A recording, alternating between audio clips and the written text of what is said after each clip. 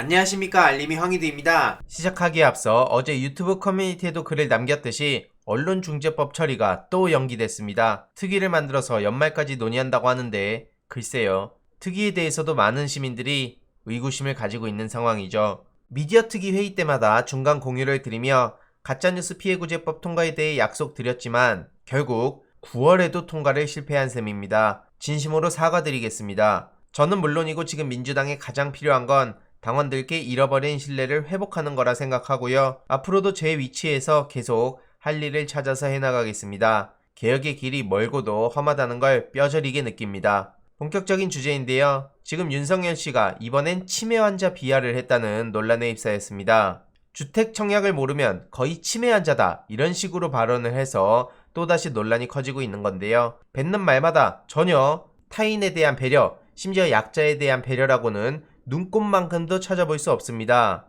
이런 식으로 가십거리를 제공하는 것도 정치인의 서비스 정신 아니겠냐? 본인들의 잘못된 발언들 혹은 잘못된 가치관들, 이런 걸 전부 정당화하고 있는데요. 말 같지도 않은 소리를 하는 겁니다. 지금 김의겸 의원이 윤석열, 김만배의 우연과 필연, 이런 중요한 내용을 공유하기도 했는데요. 곽상도와 김만배의 관계에 대해서도 공개했습니다. 김만배는 동료 기자들에게 곽상도는 참 훌륭한 검사라며 입에 달고 다녔는데 검찰에 오래 출입한 기자들도 곽상도는 잘 몰랐다는 게 키포인트인 거죠. 그리고 나중에 곽상도가 승승장구하더니 곽상도 아들이 김만배 회사에 취직하고 몸이 아파서 50억을 받고 퇴직했다. 지금 여기까지 나온 상황 아닙니까? 박영수 특검은 많은 기자들 가운데 유독 김만배 기자와 친했다는 거고요. 최근 드러난 것만 보더라도 박영수 딸이 6, 7억 원 시세의 아파트를 공급받아 지금 15억 원으로 7, 8억 원 정도의 시세 차익을 받고, 게다가 김수남 전 검찰총장은 기자들에게 친절하지도 않았는데 유독 김만배 기자에게 반갑게 대했다는 걸 보면서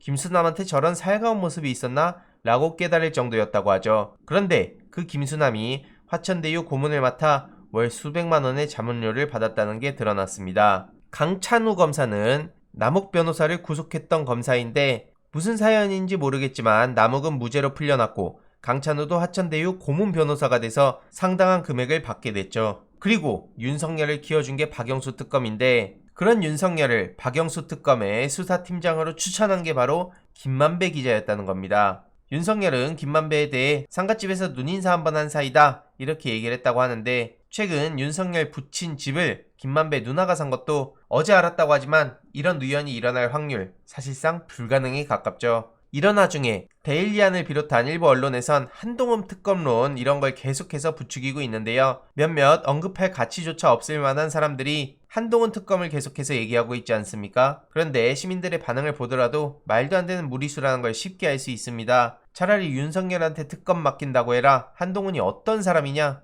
툭 하면 한동훈 얘기하는데 지나가는 강아지가 웃겠다, 이런 반응들이 이어지고 있죠. 특히 피의자 선상에 있는 사람을 특검으로 임명하자는 데일리안은 언론사냐, 범죄 옹호 집단이냐, 이런 지적까지 나오고 있는 상황이죠. 그만큼 한동훈 특검론은 말도 안 되는 거고요. 애초에 특검 자체가 말도 안 된다는 걸 다시 한번 말씀드리고 싶습니다. 중요한 건 지금 이재명 경기도지사가 저들의 예상과는 다르게 따박따박 반박을 하고 거기에 드러나는 것만 보더라도 이재명 지사가 아닌 국민의힘 쪽이지 않습니까? 뭐든지 그냥 이재명이 했다, 이런 식으로 국민의힘 쪽에선 맹공을 펼치고 있는데 사실상 공격이 아니라 오히려 본인들한테 부메랑으로 돌아가고 있는 게 현재 상황입니다. 특검 도입을 이준석 대표도 계속 강조하지 않습니까? 씨알도 안 먹히고요. 국민의힘 여기저기서 이재명 지사한테 화살을 돌리려고 하지만 오히려 이재명 지사는 야당이 적반하장식으로 대처한다며 즉각 반격에 나섰습니다. 국민을 속인 죄를 물어서 이준석 대표에겐 봉고파직을, 김기현 원내대표에겐 봉고파직에 더해서 위리안치를 명하겠다, 이런 입장을 밝혔는데 봉고파직은 쉽게 말해 못된 벼슬아치를 파면하고 창고에 가두는 형벌이고 위리안치는 귀양을 보내 울타리에 가두는 걸 말한다고 하죠. 현 상황을 보더라도 국민의힘이 오히려 수세에 몰리고 있다는 걸 쉽게 알 수 있습니다. 실제로 곽상도 제명하자던 국민의힘 사람들은 정작 민주당이 호응하자 멈칫하고 있죠. 한마디로 쇼였다는 것도 쉽게 알 수 있는 대목입니다.